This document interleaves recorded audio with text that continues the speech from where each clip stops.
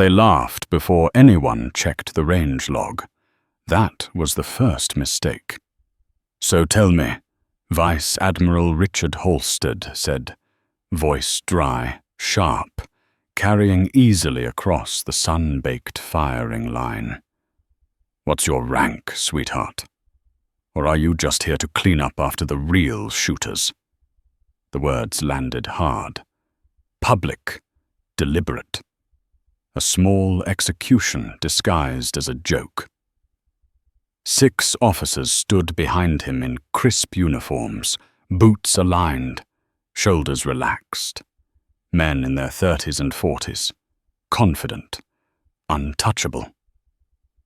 Lieutenant Ethan Moore smirked, arms crossed, already enjoying the show. Someone chuckled. Another shook his head, amused. The woman didn't look up. She sat on the ground beside the equipment shed, cross-legged in the shade, a rifle stripped down to its bones in front of her. Her hands moved slowly, cloth against steel.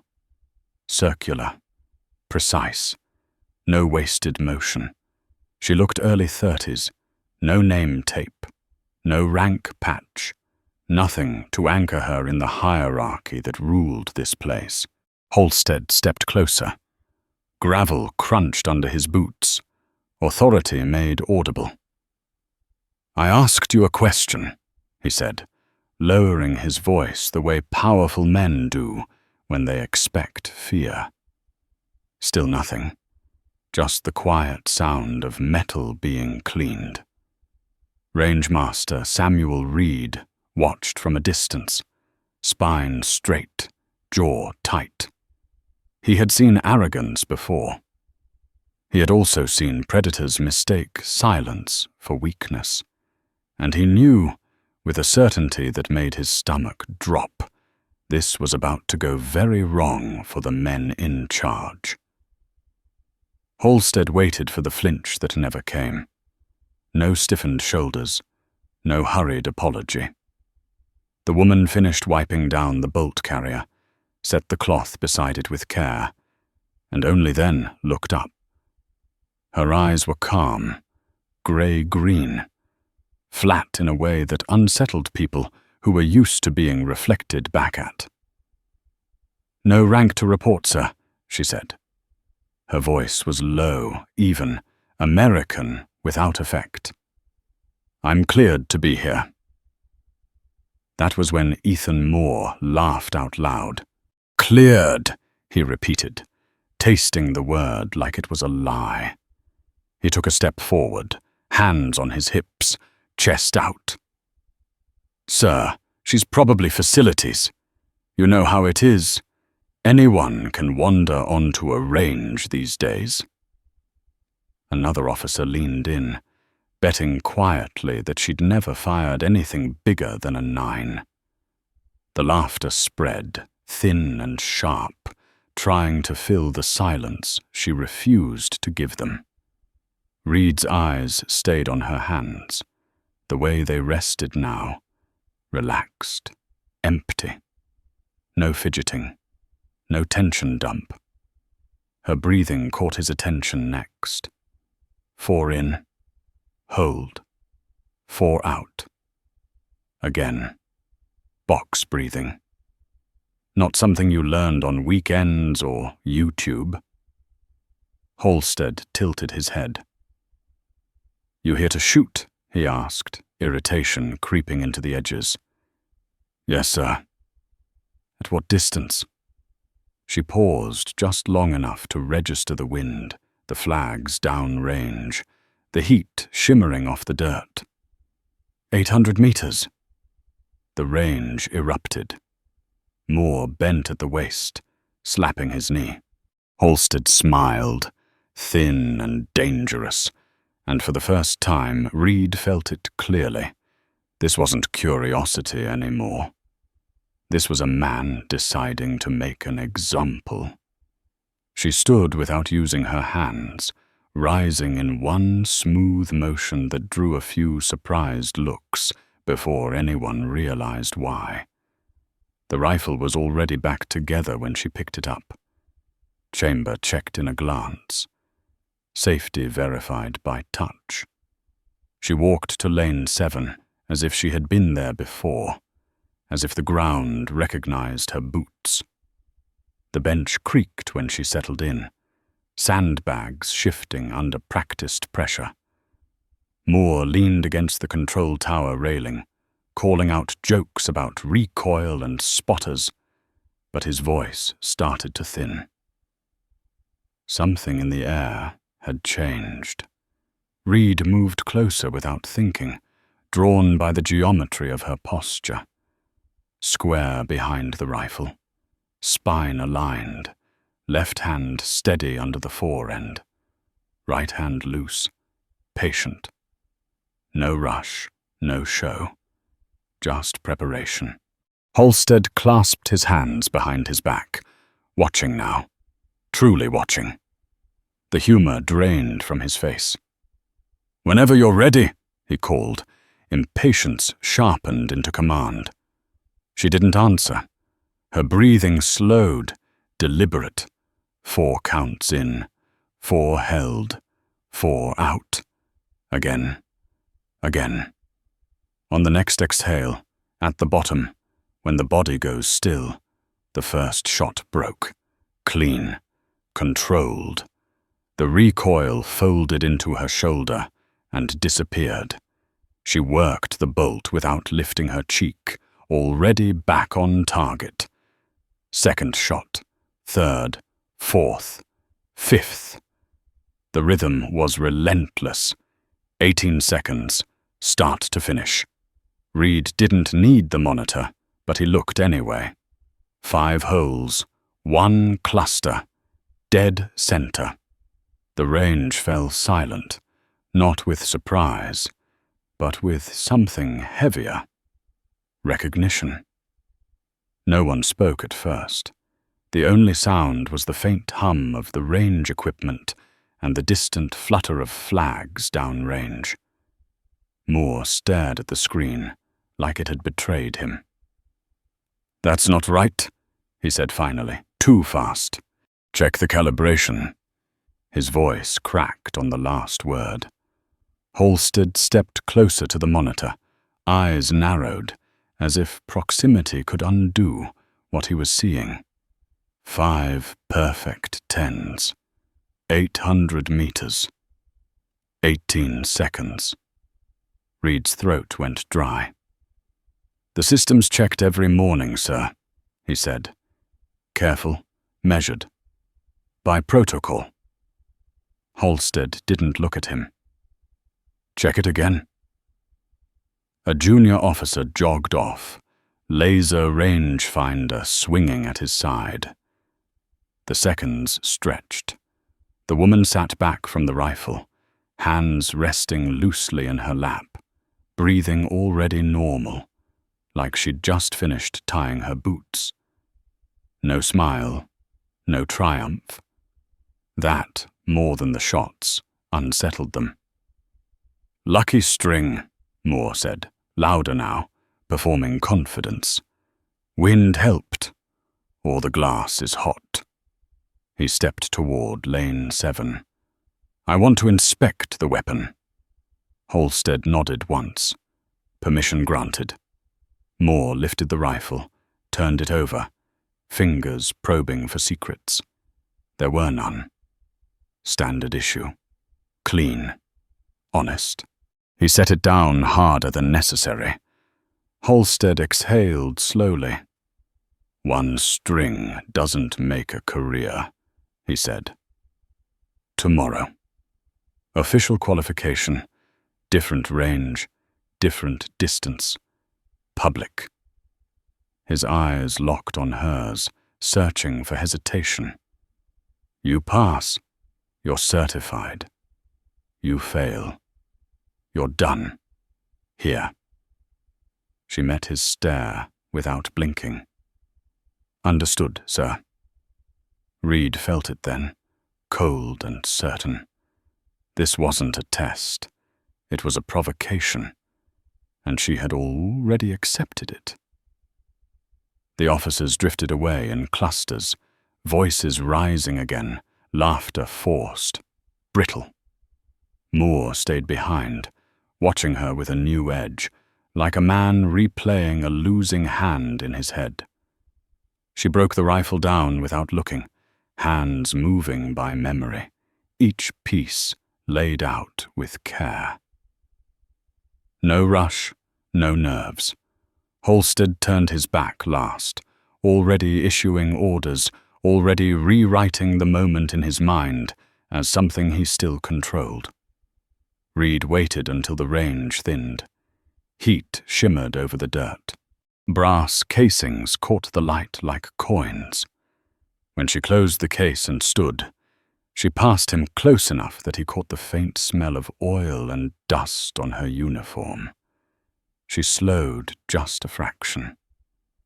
"Range master," she said quietly, respectful, final.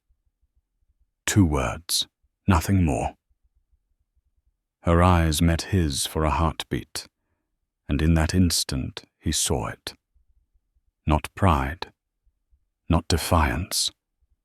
Patience, the kind that comes from long familiarity with worse days than this.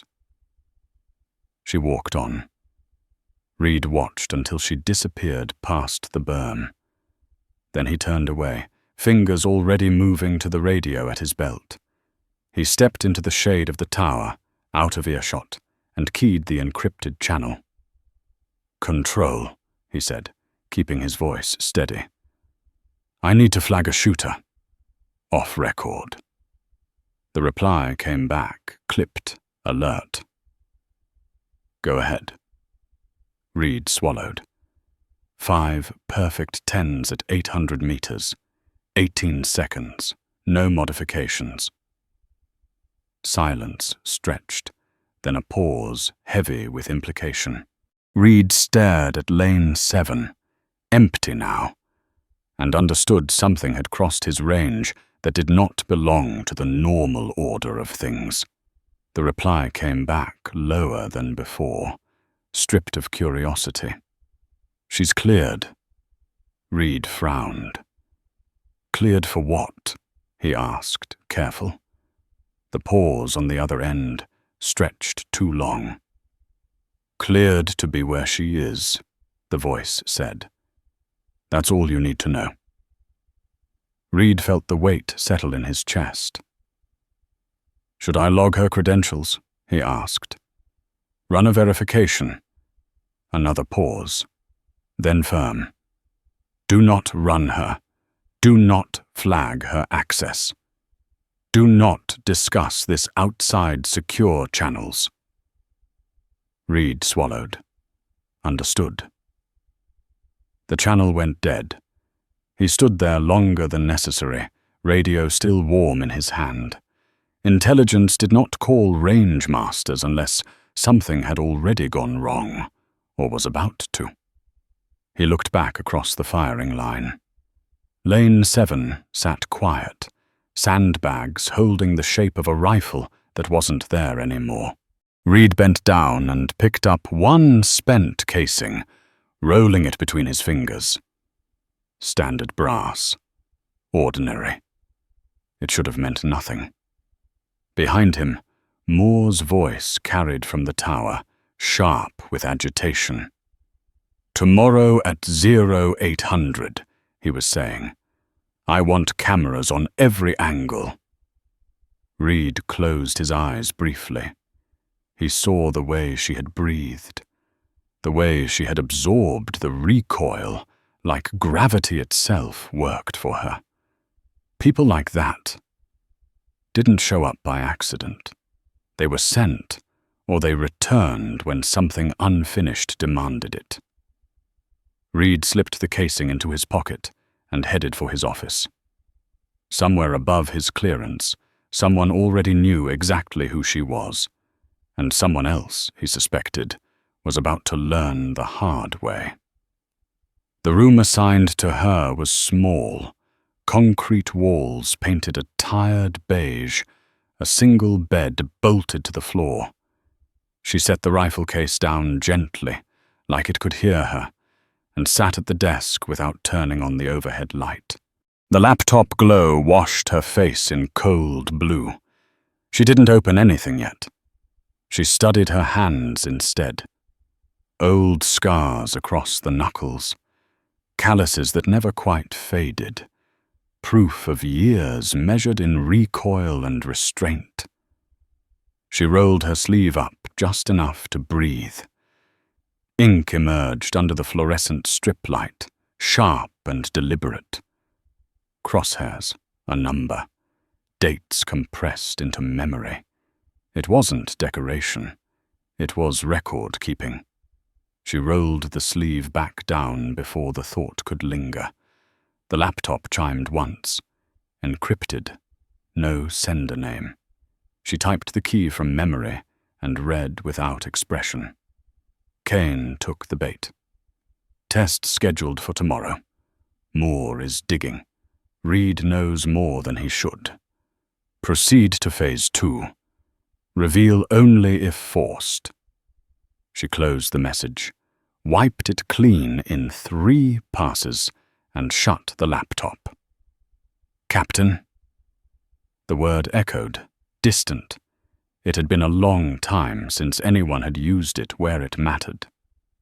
Outside, boots passed in the hallway. Laughter. Normal life. She lay back on the bed, eyes open, breathing steady. 4 in. Hold. 4 out. Tomorrow wasn't about proving anything. It never had been.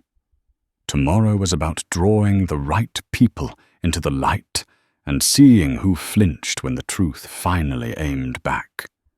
She closed her eyes and the past didn't ask permission. It came anyway, sharp and unfiltered. A car burning on a quiet Virginia street. Sirens too late to matter. Her father's voice from years earlier, steady, patient, telling her to stand tall even when the system didn't. She was 14 then, old enough to understand that truth could be buried and called something else. Mechanical failure.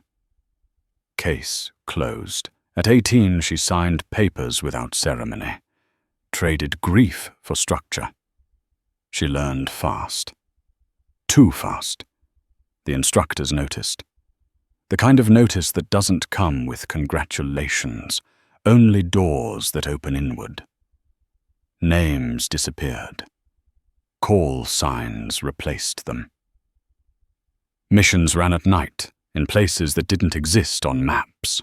She learned distance the way other people learned language, learned how wind lies, how bodies fall, how silence can be heavier than sound. 3 years ago, it ended in a basement with zip ties and a light that never turned off. Men who asked the same questions until answers lost meaning. They thought pain was leverage. They were wrong. When the door finally stayed open too long, she used what was there and walked out bleeding into the dark. 12 miles, barefoot. Alive because stopping was not an option. They declared her dead for everyone's safety. Burned the name. Filed the story away. She accepted it. Ghosts don't argue. They wait. And when the pattern resurfaces, they return exactly where they're needed. Morning came clean and sharp. The qualification range sat farther from the main compound. Concrete lanes lined with cameras and quiet expectation. By 0800, the crowd had formed. Word carried on rumor and resentment. People wanted failure. Order demanded it. Moore stood with a clipboard pressed to his chest like armor, eyes scanning for any excuse. Halstead arrived early, face set, the kind of calm that comes from believing the system will back you. She walked in on time. Same uniform, same case. No glance for the spectators. Moore stepped into her path, voice clipped, procedural. Equipment inspection. She opened the case without comment. Everything passed. Serial numbers clean. Trigger within limits. Scope standard. His jaw tightened with every check mark. "You'll shoot at 1,000 meters," he said, almost pleased. 3 strings, 5 rounds each. Minimum score 45. Wind flags snapped harder downrange, gusts rolling across open ground. He expected protest. He got none. She set up at lane 3, movements economical, camera lenses tracking every breath. The range officer called hot. The first shot cracked and the monitor flashed 10. Moore inhaled sharply. Second shot, 10. Third. Fourth. Fifth. Perfect group. Smaller than a fist at 1,000 meters. A hush fell that felt physical. Moore opened his mouth, then closed it. Halstead stared at the screen, recognition creeping in like a memory he didn't want. She stayed still behind the rifle, breathing steady as if the world had finally slowed enough to tell the truth. Moore stepped forward before anyone could stop him. Again, he said, too loud, too sharp. "Different lane." Reed's voice cut in, warning, but Halstead raised a hand. Authority chose escalation. She stood, moved to the exposed position, wind crossing hard from the west. Flags snapped. Cameras whirred. The second string landed the same way. Center, center, center. If clean 10s. The crowd didn't cheer. It didn't breathe. Moore's control finally broke. He closed the distance, anger bleeding through protocol. "Show me your identification," he demanded, reaching as if he could pull answers out of her. His fingers closed on her forearm. When he yanked, her sleeve rode up. The ink spoke before she did. Crosshairs, sharp and unmistakable. A number. Dates compressed into silence. The range reacted in pieces. A gasp. A whisper. Someone said the name like a rumor that shouldn't exist. Reed went pale. He knew what he was seeing now, not as suspicion, but as confirmation. She pulled her arm free and rolled the sleeve down with deliberate calm. "Do not touch me again," she said, not loud, not angry. Moore staggered back like he'd been burned. Halstead stared, memory crashing through rank and pride. "Ghost," he said, the word breaking loose. The range froze. She finally looked at him fully. "Captain Claire Donovan," she said. "And you are in immediate danger." The words cut through the range like a dropped blade. Moore shook his head, backing away, denial collapsing into fear. "That's not possible," he said, voice thin. "You're dead." She didn't look at him. Her eyes stayed on Halstead, measuring, deciding how much truth he could carry without breaking. "Dead on paper," she said. "Alive where it matters." Halstead felt the ground shift under his feet. Afghanistan flooded back. A valley boxed in by fire. A calm voice on the radio when everything else had gone wrong. "Stay low. Move when I tell you." He had never known her name, only that she had bought them time with impossible shots.